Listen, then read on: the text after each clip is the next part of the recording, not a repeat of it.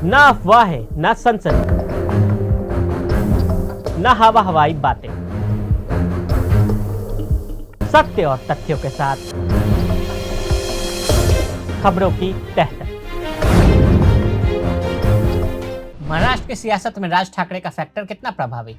शिवसैनिक और आम लोग राज ठाकरे में बाल ठाकरे का अक्स उनकी भाषण शैली और तेवर देखते थे और उन्हें ही बाल ठाकरे का स्वाभाविक दावेदार मानते थे, जबकि उद्धव ठाकरे राजनीति में बहुत दिलचस्पी नहीं लेते थे। राज ठाकरे अपने चाचा बाल ठाकरे की तरह अपनी बेबाक बयानबाजी को लेकर हमेशा चर्चाओं में रहे। स्वभाव से दबंग फायर ब्रांड नेता राज ठाकरे की शिवसैनिकों के बीच लोकप्रियता बढ़ती जा रही थी। बाल ठाकरे को बेटे और भतीजे में से किसी एक को चुनना था।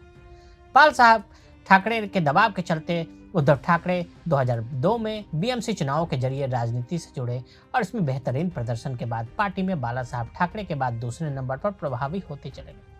पार्टी में कई वरिष्ठ नेताओं की अनदेखी करते हुए जब कमान उद्धव ठाकरे को सौंपने के संकेत मिले तो पार्टी से संजय निरुपम जैसे वरिष्ठ नेता ने किनारा कर लिया और कांग्रेस में चले गए। मैं आज से शिवसेना के सभी पदों से इस्तीफा दे रहा हूँ। 2005 में नारायण राणे ने भी शिवसेना छोड़ दिया और एनसीपी में शामिल हो गए। बाला साहब ठाकरे के असली उत्तराधिकारी माने जाने वाले उनके भतीजे राज ठाकरे के बढ़ते कद के चलते उद्धव का संघर्ष भी खासा चर्चित रहा। यह संघर्ष 2004 में तब चरम पर पहुंच गया जब उद्धव को शिवसेना की कमान सौंप दी गई, जिसके बाद शिवसेना को सबसे बड़ा झटका लगा जब उनके भतीजे राज ठाकरे ने भी पार्टी छोड़कर अपनी नई पार्टी महाराष्ट्र नवनिर्माण सेना बना ली। राज ठाकरे उसी चाल पर चलना चाहते थे जिस धार पर चलकर बाल ठाकरे ने अपनी उम्र गुजार दी। 27 नवंबर 2005 को राज ठाकरे ने अपने घर के बाहर अपने समर्थकों के सामने घोषणा की, मैं आज से शिवसेना के सभी पदों से इस्तीफा दे रहा हूं। पार्टी क्लर्क चला रहे हैं, मैं नहीं रह सकता। हालांकि राज ठाकरे का पार्टी छोड़कर जाने का दुख बाल ठाकरे को हमेशा से रहा, लेकिन 16 साल की राजनीति में राज ठाकरे के हाथ अब तक कुछ खास नहीं लगा। राज ठाकरे के प्रति समर्थन लगातार घटता रहा। शुरुआती दौर के अलावा राज ठाकरे के प्रति समर्थन भी लगातार घटता गया। साल 2020 में दिवंगत शिवसेना प्रमुख बाल ठाकरे की जयंती पर इसके केंद्र में राज मुद्रा अंकित है। राज ठाकरे के इस कदम को उनकी पुरानी कट्टर हिंदुत्ववादी विचारधारा एवं छवि की तरफ लौटने से जोड़कर भी देखा गया। राज ठाकरे के नए झंडे का रंग केसरिया और इस पर अंकित राज मुद्रा शिवाजी से जुड़ी है, लेकिन उनके बाद राज ठाकरे ज्यादा सक्रिय नजर नहीं आए। अब एक बार फिर से महाराष्ट्र में शिवसेना के कांग्रेस और राकपा के साथ जाने के बाद राज्य की राजनीति में राज ठाकरे को अपने लिए बड़ी भूमिका दिखने लगी है। राज ठाकरे बीजेपी के बताए रास्ते जा रहे हैं या फिर कहें कि बीजेपी के करीब जा रहे हैं। राज ठाकरे का पल पल बदलता स्टैंड। मनसे के गठन के बाद से राज ठाकरे का कभी बीजेपी से नजदीकी और दूरी का पल पल बदलता रिश्ता रहा है।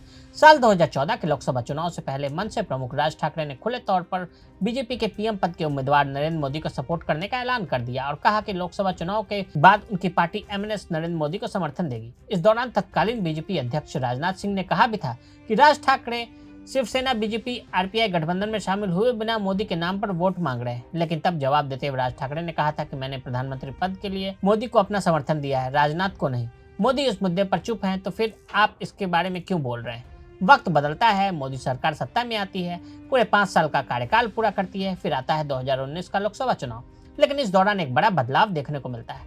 पिछले चुनाव में नरेंद्र मोदी को बिना मांगे समर्थन देने वाले राज ठाकरे 2019 आते आते विरोध में खड़े नजर आते हैं। 2019 के आम चुनाव से पहले राज ठाकरे महाराष्ट्र में घूम घूम कर मोदी विरोधी मुहिम चलाते हैं। राज ठाकरे के मंच से स्क्रीन पर मोदी के पुराने भाषण दिखाए जाते हैं और लोगों को समझाने की कोशिश होती है कि मोदी कितना झूठ बोलते हैं।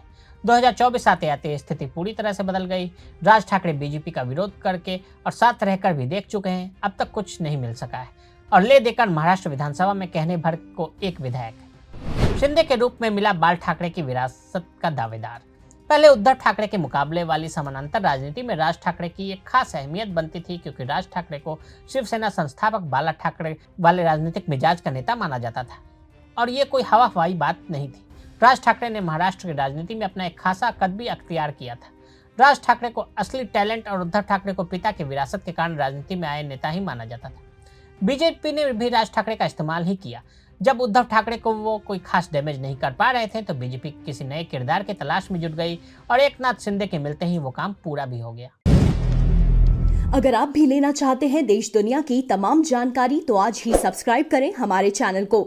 साथ ही नीचे दिए बेल आइकन को जरूर दबाएं ताकि हर अपडेट आप तक पहुंच सके।